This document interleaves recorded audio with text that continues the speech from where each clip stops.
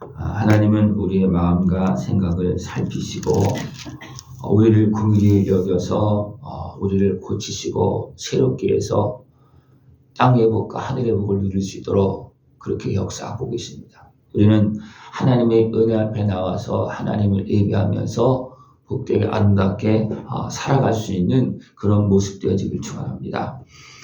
오늘 보면 유다의 죄에 대해서 말하고 있습니다. 그 유다의 죄는 금강석 끝 철필로 기록되어 그랬습니다. 어디에 기록됐냐면 마음판에 기록되어졌다. 죄가 마음에 기록되어져서 마음이 죄에 끌려간다는 거예요. 그래서 어떤 일을 행하느냐 하면 그들의 자녀가 높은 언덕이 푸른 나무 곁에 있는 그 제단들과 아세라들을 생각하도다. 죄가 마음에 새겨지니까 사람이 생각하는 것이 무엇을 생각하는 거 아니면 우상을 생각한다는 거예요. 살아계신 하나님을 생각하는 것이 아니라 우상을 생각한다는 겁니다. 왜냐? 왜 그렇습니까? 죄는 하나님을 생각하지 않습니다. 하나님께로 가려고 하지도 않습니다. 그래서 우리는 끊임없이 죄가 생각나거든. 죄가 작동되어지면 빨리 회개하고 하나님 앞으로 나가야지. 그것이 깊어지면 그 마음에 새겨지고 기록되어지면 이것은 내가 어떻게 할 방법이 없어요. 그래서 어떻게 합니까? 나도 모르게 그냥 우상 앞으로 가는 거예요. 나도 모르게.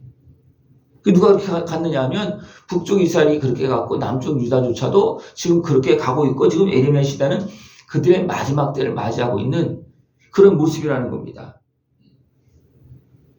사람만 그렇게 되는 것이 아니라 그것을 인해서 내 온 영토의 죄로 말미암아 내가 내 재산과 내 모든 보물과 산당들로 노략을 당하게 하리니. 결국 그들이 죄로 인해서 우상 앞으로 가고 또 어디로 가느냐면 이방인에게로 가고 이방인으로 그냥 가는 것이 아니고 이방인에게 짓밟히고 다 빼앗긴다는 겁니다. 이것이 하나님을 떠나서 죄악에 매인 인생들의 모습입니다. 이것이 인생들의 모습입니다. 더 나가면 어디로 가겠습니까? 영원히 타는 불을 일으켰습니다. 그렇게 말하고 있어요. 더 나가서 영원한 불 가운데 던져지는 그런 모습으로 계속 흘러간다는 겁니다. 그 때문에 우리 온전히 깨어서 하나님의 말씀을 들어야 됩니다. 여호와께서 이와 같이 말씀하시니라. 무릇 사람을 믿으며 육신으로 그의 힘을 삼고 마음이 여호와를 떠난 그 사람은 저주를 받을 것이다. 하나님의 말씀을 따라서 하나님을 섬겨야지 사람의 죄인의 마음을 따라서 육신의 수욕을 따라서 나가게 되면 어떻게 됩니까? 어둠에 매여서 사망길에서 헤매고 있고 고통 속에 살아가는 그런 모습이 되어진다는 것입니다. 그 모습을 사막의 떨기나무 같다 그렇게 말하고 있습니다. 결국 어떻게 됩니까? 사막에서 떨기나무처럼 굴러다니다가 결국은 불에 던져지는 그런 모습이 되고 만다는 겁니다. 그러나 여호와를 의지하며 여호와를 의뢰하는 그 사람은 복을 받을 것이다. 우리는 분명히 부족하고 연약하고 죄인입니다. 우리는 어떻게 보면 어둠 속에 있는 이 세상에 살고 있습니다. 그러나 여호와를 경외하면 하나님의 은혜를 통해서 예수님의 십자가 은혜를 통해서 제사함을 받고 대적의 손에서 보호를 받고 빛을 받아가면서 살아갈 수 있습니다. 이 모습은 바로 물가에 심겨진 나무와 같다 그렇게 말하고 있습니다. 세상에 모든 땅이 더 풍성하게 열매 맺는 것이 아니고 물가만 나무가 있고 열매가 맺어집니다. 물가만. 우리는 주님의 은혜 안에서 물가에 사는 그런 은혜와 복을 다 누릴 수 있는 모습을 축원합니다. 여호와를 의지하고 주님의 은혜 안에 사는 사람들은 물가에 심은 나무처럼 뿌리가 뻗치고 더위가 올지라도 두려워하지 않고 그 나무는 청정하고 결실이 그치지 않는다. 세상은 황폐되어지면서 계속 멸망으로 가고 있습니다. 그러나 하나님을 경외하면서 주님의 은혜를 누리는 사람들은 거기에 영향력을 받지 않고 도리어 주님의 은혜 속에서 많은 열매를 맺고 산다는 것입니다.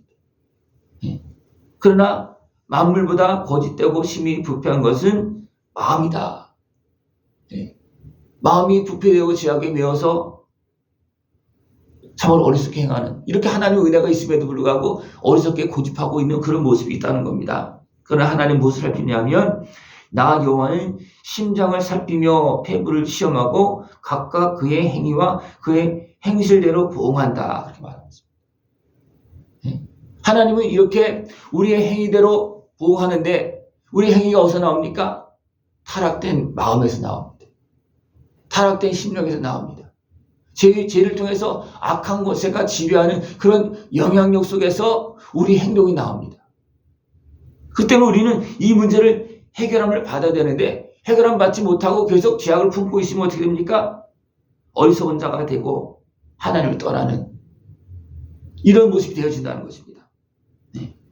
하나님 지금도 우리의 성수가 되시고 우리의 소망이 되시고 우리가 함께하고 계십니다. 이 주님의 은혜 가운데서 살지 않으면 흙에 기록된다 그랬습니다. 우리 인생이 그냥 흙 속에서 살다가 먼지처럼 날아가는 그런 인생이 되고 만다는 겁니다. 여기서만 그치는 것이 아니고 여기서 열매 맺지 못하고 생명을 얻지 못하면 그 영혼은 지옥불에 던져집니다.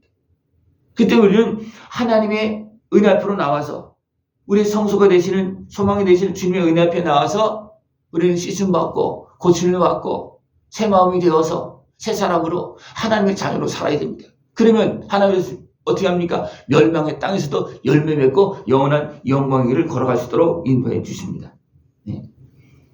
생수의 근원이신 여호와를 바라봐야 됩니다. 근데 사람들은 어떻게 했습니까? 생수의 근원이신 여호와를 버립니다. 하나님이 우리를 버린 것이 아니라 사람이 하나님을 버리고. 왜? 육신의 수욕에 매여서 마귀의 꾀에 넘어가서 됩니까? 하나님을 버리고 그쪽으로 간 거예요. 하나님 버린 게 아니에요. 죄를 지었어도 하나님 찾아오십니다. 그죠? 아담과 하와를 찾아오셨잖아요. 그러나 아담과 하와는 어떻게 됩니까? 부끄러움을 당합니다. 피합니다. 그래서 하나님께서 이야기합니다. 왜 그러냐. 그러나 하나님 말씀을 잘 안 듣습니다. 진정으로. 왜? 죄악에 이미 매였고 죄악에 빠졌기 때문에 하나님 말씀 온전히 듣는 것이 아니라 이렇게 핑계대고 저렇게 핑계대면서 하나님의 은혜 앞으로 나가지 않는 그런 모습이 되어서 그것이 계속 흘러오는 그런 모습이 되고 말았습니다. 네. 우리는 하나님을 찬송하고 우리 하나님의 은혜를 누려야 됩니다. 여호와여 주는 나의 찬송이시오니 나를 고치소서. 그리하시면 내가 낫겠나이다. 우리가 주님을 찬송하면서 주님의 은혜 앞으로 나가면 하나님은 아들의 생명을 통해서 죄값을 치러주시고 그 사랑으로 우리를 고치시고 새롭게 해주셔서 이 땅에서 복을 누리면서 살게 하십니다. 깨어서 이 은혜를 다 누릴 수 있는 모습 되기를 축원합니다. 하나님 약속했습니다. 너희들이 죄를 범했지만 내가 죄값을 치러주겠다. 아들의 생명을 내어주시면서 내가 너희들을 살려주겠다. 그리고 계속 말씀하십니다.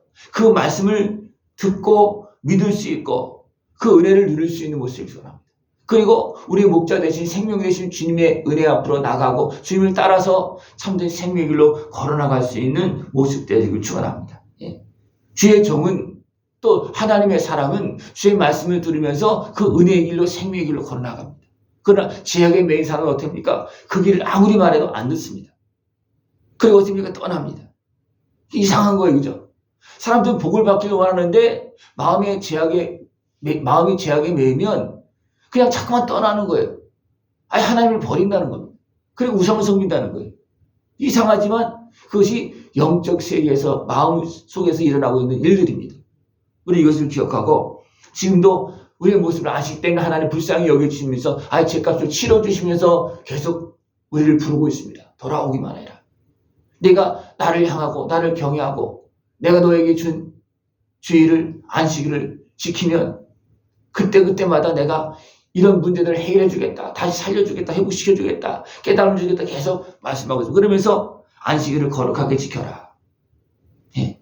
예루살렘 문에 들어오는 왕으로부터 모든 백성에 이르기까지 모든 사람들이 이것을 이야기해서 안식일을 거룩히 지키게 해라. 그렇게 말하고 있습니다. 그러나 사람들은 어떻게 합니까? 안식일에도 돈을 벌기 위해서 여기서 보면 안식일에도 장사하는 모습을 표현하고 있습니다. 예? 안식일에 잠깐 일을 한다는 거 이것은 뭐냐면 하나님 나라를 바라보고 우리 사는 길, 영원한 생명의 길을 바라보면서 하나님을 예배하는 모습이 아니고 안식일에도 자꾸만 육신의 수욕을 위해서 일하고 있다는 거예요. 이것은 죄악에 매이는 길이고 하나님의 은혜를 떠나는 길이고 세상에 속한 그런 모습입니다. 이런 일은